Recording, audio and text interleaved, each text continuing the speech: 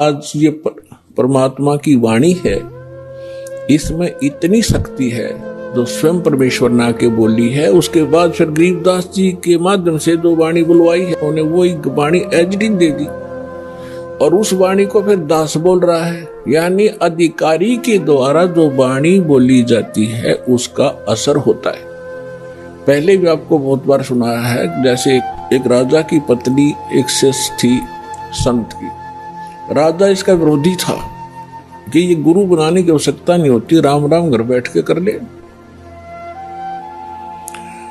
तो राजा के इस भ्रम को निवारण के लिए संत ने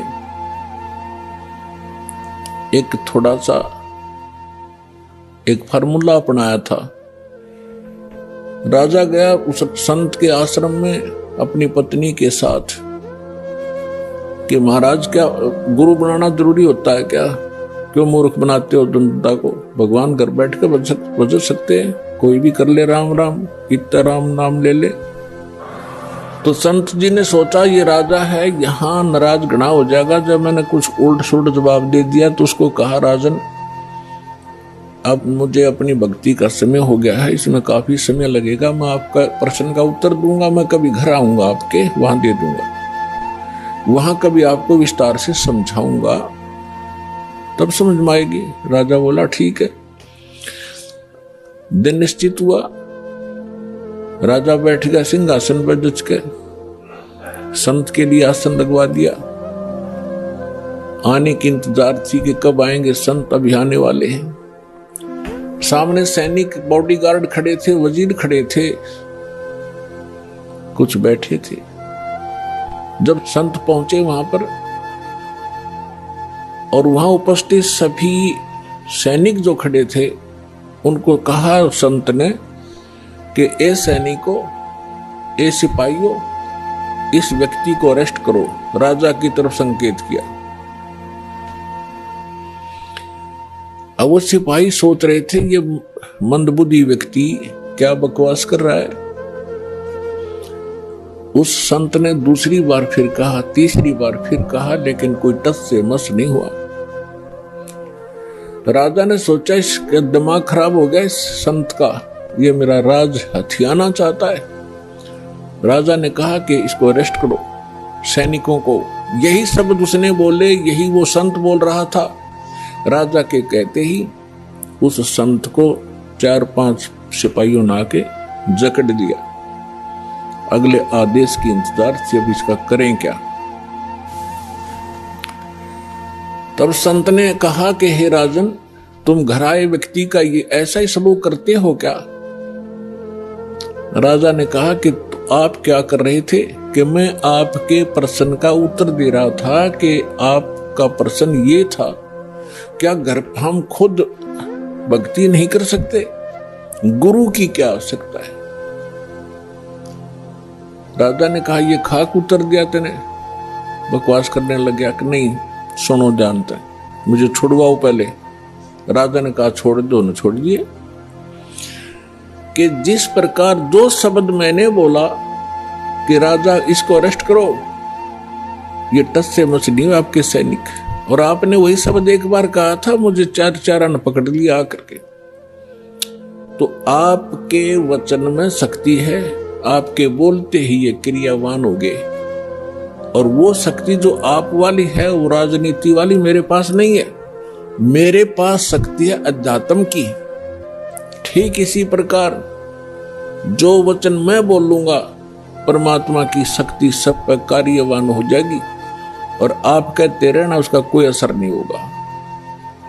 इसी से आप समझ लेना।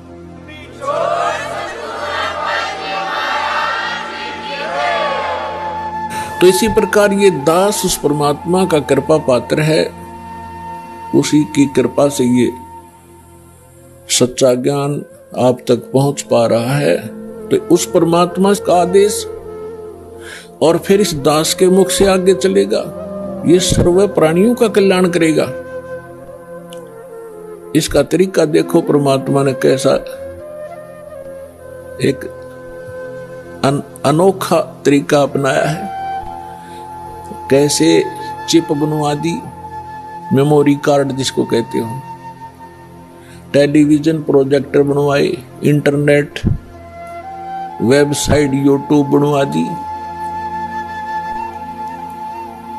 अब जो घनी अच्छी आत्माएं होती हैं पूर्व जन्मों से, तो घनी अच्छी आत्मा है वही तो मानुष जीवन प्राप्त कर रही हैं। उनसे भी अच्छी आत्माएं वो भगवान के लिए भटक रही है, और उनसे भी वो अच्छी आत्मा है जो सतगुरु और सत्संग और सच्चा नाम प्राप्त, सतनाम प्राप्त कर रही है। तो आप जो सतलोक आश्रम बरवाला, जिला हिसार, हरियाणा में आ रहे हो, ये तीसरे नंबर की सर्वश्रेष्ठ आत्माएं हो जो आपको शीघ्र से परमात्मा का ये मार्ग ठीक मिल गया। तो जो अन्य भी हैं उनके लिए परमात्मा ने ये तरीका अपनाया है सर्व प्राणियों के कल्याणार्थ। ये वाणी जो दास बोल रहा है रिकॉर्ड हो रही है, मेमोरी कार्ड बन रहे हैं, टीवी पर चल रहे हैं, आप घर पर चलाते हो, पशु पक्षी भी होते हैं, चींटियां भी होती हैं, मच्छर माखी भी होती हैं, उन सब के ऊपर ये वाणी अपना प्रभाव करेगी। काल ने जैसा जुल्म किया था उतना ही उससे भी आदि कर रहे हैं। अब परमात्मा ने अपनी आत्माओं पर किया है। चींटी से लेकर हाथी तक, रंग से लेकर राजा तक, ये सारे कबीर परमात्मा की बच्चे आत्माएं हैं। इस काल ने हमारा उलिया बिगाड़ दिया, हमारी दुर्गति कर दी, कुत्ते गधे सूर बनाकर हमें क्या डंगा खिला रहा है, और हम क्या खाते थे सतलोक में, कैसे रहते थे, कैसा सुख था वहां पर। अब आप तो भूल भाल गए, हम सब भूल भाल गए, भगवान ना के फिर जगाए, यथार्थ ज्ञान को बताया। उससे पहले काल ने परमात्मा और सतलोक का नाम लेकर, कबीर जी का नाम लेकर के, और फिर और दूना अज्ञान फैलवा दिया। तो ये सभी उस परमेश्वर की आत्माएं हैं, उनके लिए परमात्मा ने ये समय फिक्स कर दिया था कि चौथा युग जब कलयुग आई तब हम अपना अंश पठाए। काल फंद छूटे नरलोई, सकल सृष्टि परवानिक होई। घर घर देखो बोध विचारा, सत नाम सब ठोर उचारा। कलयुग बीते 5500 पाचा, जब ये वचन मेरा होगा साचा। कलयुग बीत जावे जब एता,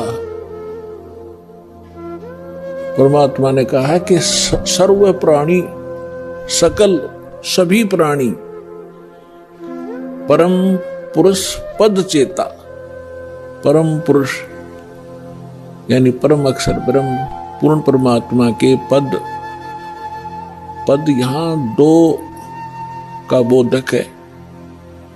एक तो गीता अध्याय नंबर 15 के श्लोक नंबर 4 में कहा कि अर्जुन, तत्वदर्शी संत की प्राप्ति के उपरांत तत्व ज्ञान रूपी शस्त्र से सज्ञान को काटकर उसके पश्चात परमेश्वर के उस परम पद की खोज करनी चाहिए, जहां जाने के बाद साधक लौटकर फिर संसार में कभी नहीं आते, यानी पूर्ण मोक्ष प्राप्त करते हैं। गीता अध्याय नंबर 18 के श्लोक नंबर 62 में कहा कि अर्जुन, तू सर्वभाव से उस परमेश्वर की शरण में जा। उसी परमेश्वर की कृपा से तू परम शांति को और सनातन परम धाम, सनातन शाश्वत स्थान, उस स्थान को, उस परम पद को प्राप्त होगा। और यहां दूसरा पद का अर्थ है पद्धति।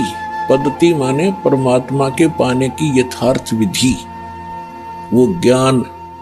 तो परमात्मा कहते हैं कि कलयुग बीत जावे जब एता, 5505 कलयुग जब बीत लेगा, उसके पश्चात पूरे सभी सकल सृष्टि, सारे प्राणी परमेश्वर के उस परम पद के चेता होंगे। चेता माने जानकार, ज्ञाता। और सतनाम सब ठोर उचारा। आज तक सतनाम ये बक क्या करते थे, न कख नहीं पता सतनाम है क्या चीज। सतनाम 2 अक्षर का मंत्र है, जिसमें एक ओम है, एक तत् है। ये मूल मंत्र है।